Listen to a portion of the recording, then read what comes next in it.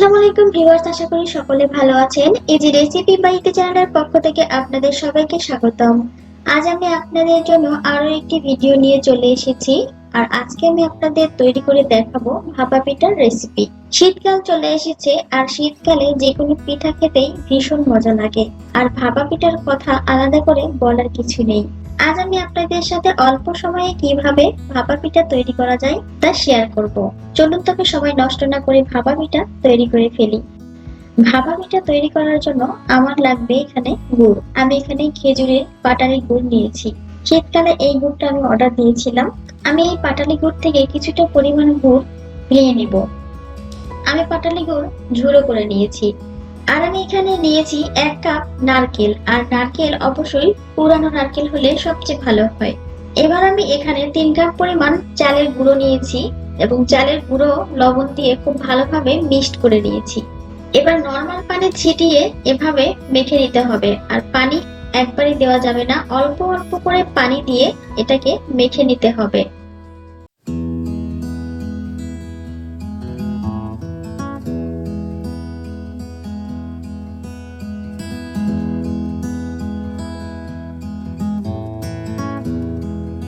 মেখে নেওয়ার পরে যখন দেখবেন চালের গুঁড়ো এইভাবে হাতের মধ্যে মুঠো করলে দোলা পাকানো হয়ে যায়, ঠিক ওই পর্যায়ে একটি ছাকনা দিয়ে এই আটাগুলোকে ছেঁকে নিতে হবে। ভিডিওতে দেখতে পাচ্ছেন ঠিক এইভাবে। আপনারা আপনাদের পছন্দ মতো চাইলে পরিষ্কার মশারির ন্যাকড়া দিয়েও এই চালের গুঁড়োটাকে খুব ভালোভাবে ছেঁকে নেওয়া যায়। চালের গুঁড়ো এইভাবে ছেঁকে নিলে ভাপা পিঠার দানাগুলো খুবই নরম হয় এবং খেতে ভীষণই মজার হয়।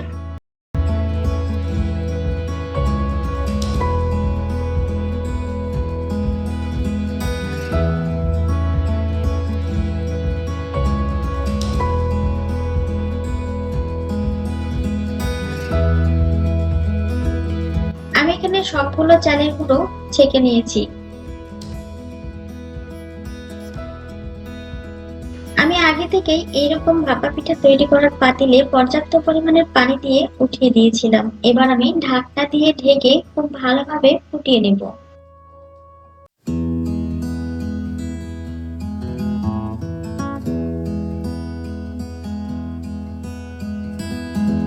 আমি 5 থেকে 6 মিনিট হাই হিটে জাল করার পরে পানি খুব ভালোভাবে ফুটে এসেছে।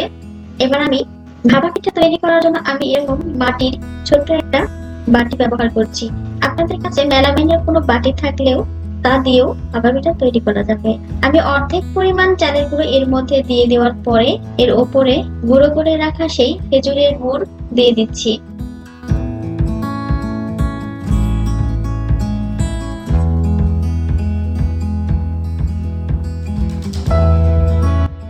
তার উপরে দিয়ে দিচ্ছি নারকেল। আপনারা আপনাদের পছন্দ মতো নারকেল এবং গুড়ের পরিমাণটা দিয়ে দিবেন।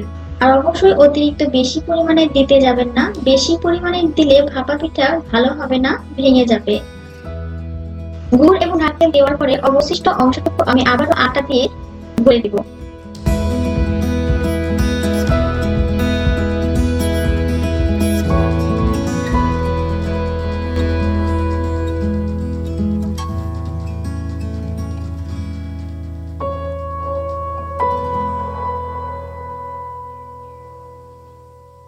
সমান করে নেওয়ার পরে এবার আমি পরিষ্কার মশারির টুকরো দিয়ে এভাবে ঢেকে দিব। আর এই কাজটা পরিষ্কার পাতলা সাদা কাপড় দিয়েও করা যায়।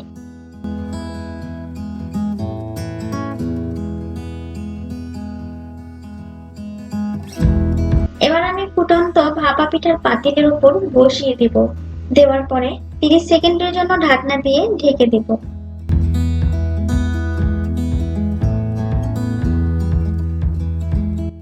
30 সেকেন্ড পর ঢাকনা উঠিয়ে ভাপা পিঠা তৈরি করার জন্য মাটির যে ছোট্ট বাটিটি ব্যবহার করেছিলাম তা উঠিয়ে নিব।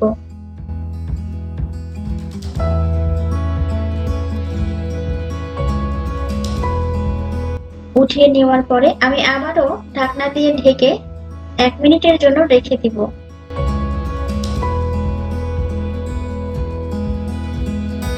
1 মিনিট পরে আমি ঢাকনা উঠিয়ে নিচ্ছি। ভাপা পিঠা তৈরি হয়ে গেছে। এটাকে আমি নামিয়ে আমি ঠিক একইভাবে সবগুলো ভাপা পিঠা তৈরি করে নেব।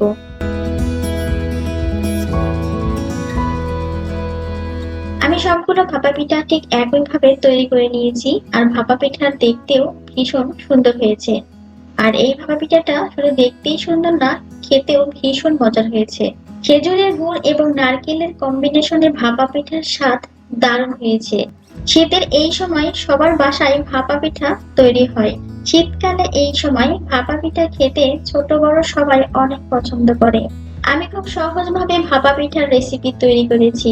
আশা করি আজকের এই ভিডিওটি আপনাদের ভীষণ ভালো লেগেছে। ভালো লেগে থাকলে অবশ্যই কমেন্টস করে জানাবেন, সাথে লাইক এবং শেয়ার করবেন। আর এখনো যারা সাবস্ক্রাইব করেননি তারা অবশ্যই সাবস্ক্রাইব করে পাশে থাকা বেল আইকন বাটনে ক্লিক করে নেবেন, যাতে পরবর্তীতে সহজ এবং মজার রেসিপির ভিডিও আপলোড করলে সহজে আপনাদের কাছে নোটিফিকেশন চলে যায়। আজ এখানে বিদায় নিচ্ছি। আবারও ফিরে আসবো নতুন কোনো সহজ এবং মজার রেসিপির ভিডিও নিয়ে। সেই পর্যন্ত সবাই ভালো থাকবেন, সুস্থ থাকবেন। আল্লাহ হাফেজ।